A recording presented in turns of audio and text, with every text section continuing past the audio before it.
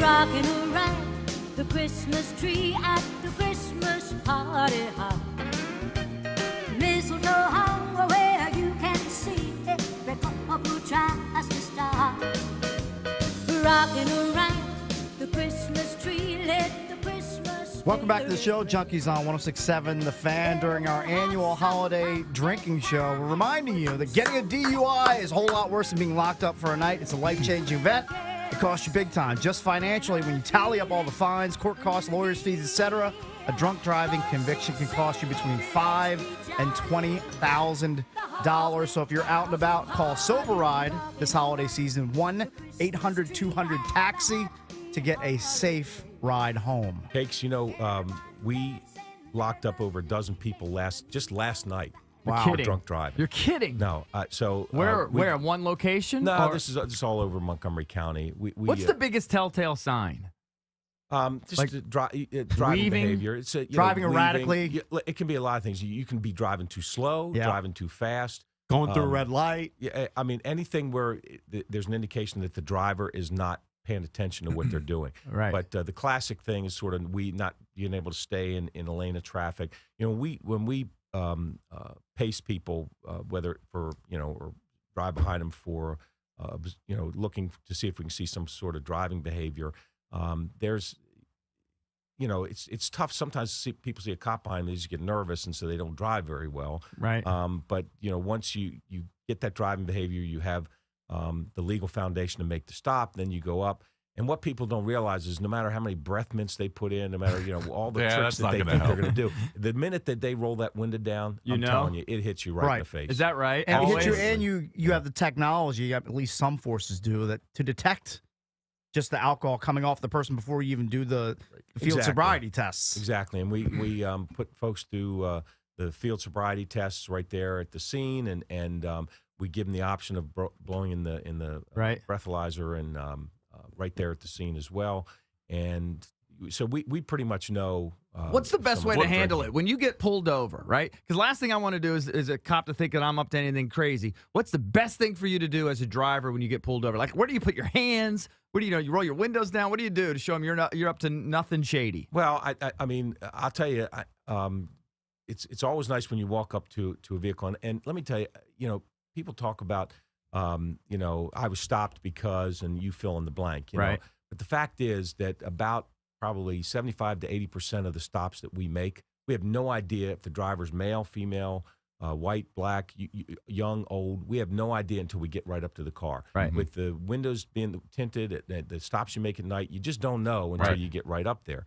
So, so it's always helpful if somebody's got their hands on the wheel, because the first thing the officer's going to do is sort of just check to see what's where your going hands on. are, and look where your hands are, and so that's if folks are willing to do that, that's certainly helpful. Can the officer then has a little less anxiety in terms of safety of the situation, and then. Listen, what's the best thing to do? If I was a defense attorney, I'd give you completely different advice.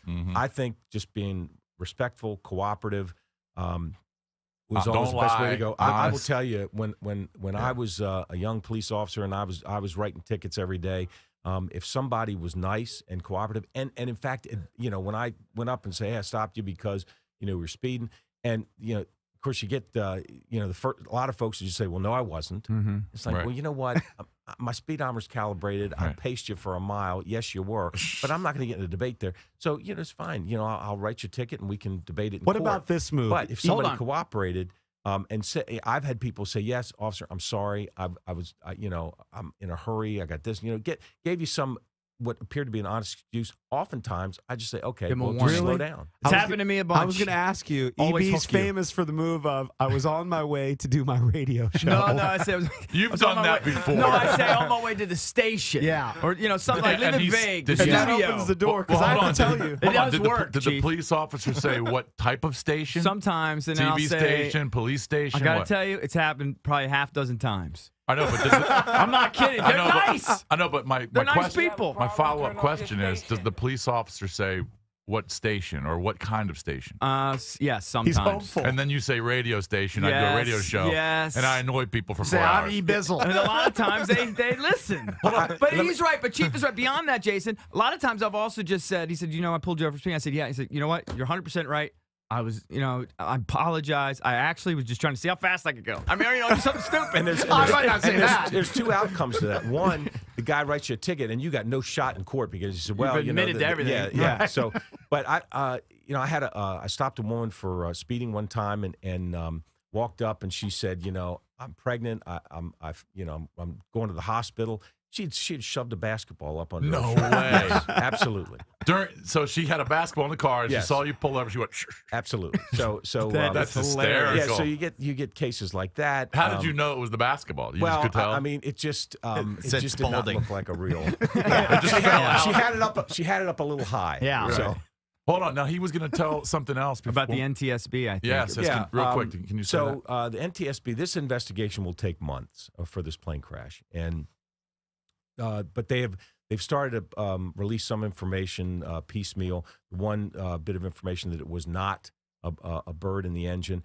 There's some speculation. I mean, it's come out that this pilot who He had another incident. had I think it was in 2010, Right. or at least a couple of years ago, had come in and had a crash landing a few years earlier.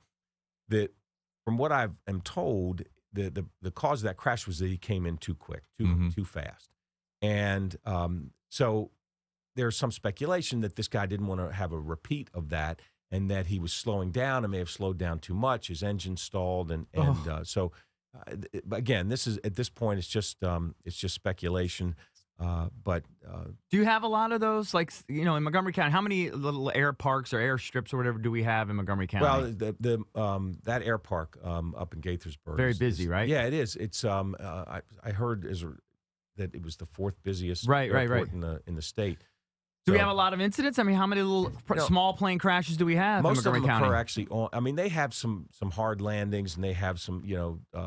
Most of the issues are like somebody coming in too fast, and I mean, it ends up nobody's killed. I mean, you might have damage to the plane, but yeah, sure, you have incidents on a fairly regular basis, but they're usually contained within the air park. Can you give us again? I want you to go through the hot spots in Montgomery County, because let's just tell my wife you can't go here. I would assume that most of them are on the Monkey County, PG County line. Well, there's two of them there. The one, of course, downtown Silver Spring, which is actually very safe, but there's so many people that live there. There's so much activity there that ends up being a place that we deploy a lot of cops. Yeah, you have a lot of cops, but I feel safe there, though, with well, it. you should, because it's absolutely very safe. And but it's really just a busy nice. area. It's nice. I'll take my family. Can I very take my nice. family to dinner there and Absolutely, feel safe? absolutely. Okay. I mean, but it's just a lot of activity, so we got a lot of Really cops there. nice. Yeah. No, it is nice. It is. Have you been there, Cakes? I'm just. He haven't been there. Have Boys you gonna been there, the new downtown Of een course, I've been All there, right, Rick. it's nice. All right, go ahead. been I went to there. like the pirate place to eat one time. Please, I've been to Silver Spring. Not that often, but I've been.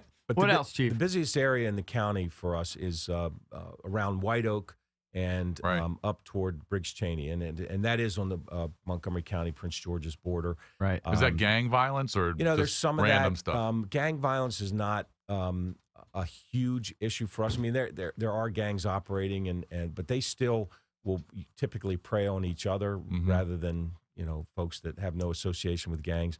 But that's our busiest areas right along the Route 29 corridor from White Oak to Briggs Cheney. What about where the plane accident occurred? Isn't there a lot of crime around there? People always tell me Montgomery Village? Yeah, Montgomery Village. I always What's hear going that. on over there? I don't know. Yeah, I got to put this in context. I mean, I don't want to give Montgomery Village a bad name because it's a very nice neighborhood. They got some great areas there, but it's busy. I mean, there's a lot of people there. And listen, you look any hot spot in any jurisdiction, it's going to be where do the people live, where, and then if you want to drill down even further, say, okay, well, where is there more poverty? Where are the areas where you have lower graduation rates from high school? If you drill down on all those things, Boom, it's right there. They're the same places where you have most of your crime. Right, Yeah. right. What are the hot cases? We got any open hot cases or anything? What's going on?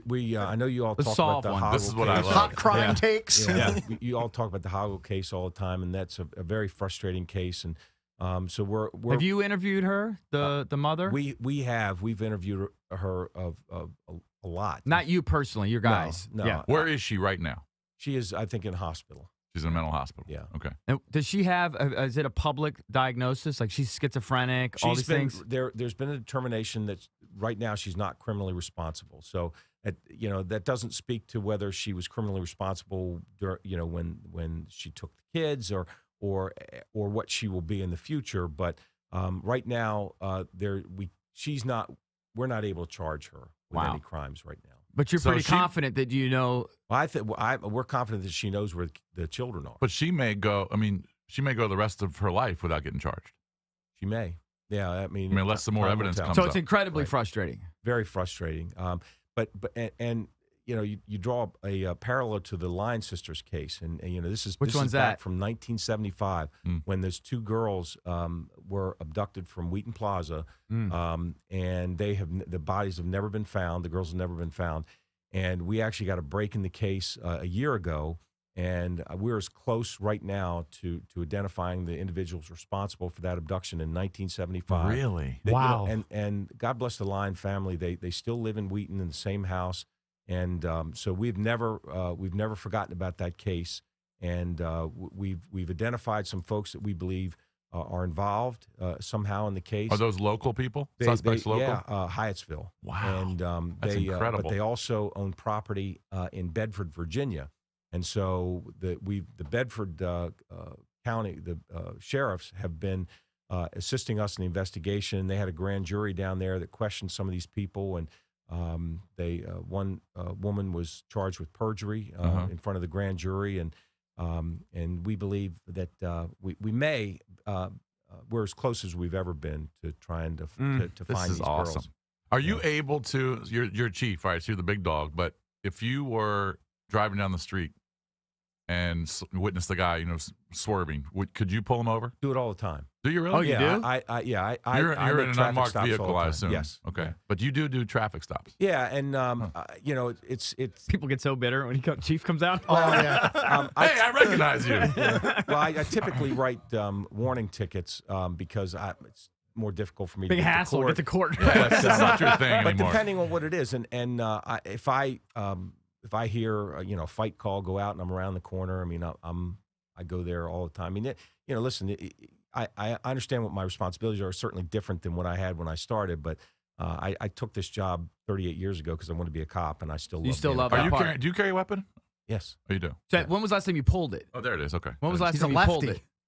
Like in a heat About like, 10 minutes ago when Cakes was giving me a hard time. Yeah, no, but does that happen? I mean, you Go don't have watch to put Junkies.com. I mean, you let your other guys handle that for the most part, right? But if it's a hot scene like that, will you go out there and pull it and run around looking for guys? If he has to. If I have to. Yeah. He's got to do it. I will occasionally get out and ride with my cops, and we were a while back. We were going into the house to serve a warrant, and I was the first one through the door. So. Oh my gosh! Now, did you Chief, still? that's a terrible tactical move. I do not want to. It doesn't happen every day, but Right. I've done it my whole career. Do you still so go out and shoot just to stay sharp?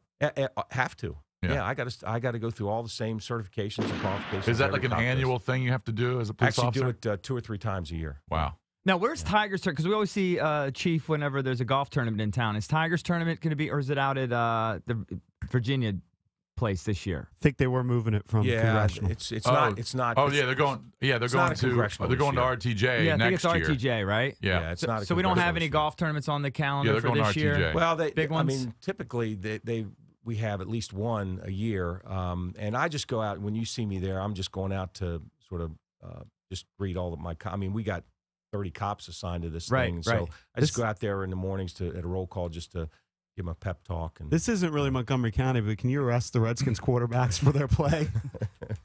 I'm a Redskin fan, and it is. You want to arrest them? I'm telling you, it's frustrating. It's frustrating, right? What would you do? Who would you start? Who would you start? It's getting serious. It's tough to. That's a tough call. I mean, McCoy has certainly had the best performance, but you look at last week's game. And, he's not very good, but he's the best we have at this point, probably. yeah. Right? And unfortunately, none of the three of them have the advantage of having a defense that gets the other team off the field, or they've had an those offensive chances. line who give them time to That's throw. true. In general, you're right, but they had a streak of 5 straight turnovers followed by 3 and outs. where the defenses have actually gave them opportunities. the ball They're not that in good spots, and they couldn't do anything with it. But are they able to stop the other team when they have to? No. Late in the fourth clearly quarter, not. never. Never. Well, Chief You're right. Major, thanks as always for stopping by. Good Make luck, sure Chief. you How don't much we drink love the and drive. cheesecakes. It's the season for Chief. holiday parties. So think ahead. Make sure the party doesn't hit the road. The Checkpoint Strike Force anti-drunk driving campaign is in full swing. Police officers fanning out across the D.C. area looking for drunk drivers. So before you do anything, make a plan before you head out drinking.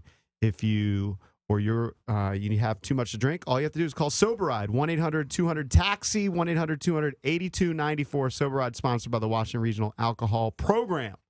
We're the Junkies. It's our annual holiday drinking Lurch, show. I need you to hook me up. I will. Be right back. Chief, thank you very much. Thank you, Chief. Thanks, guys.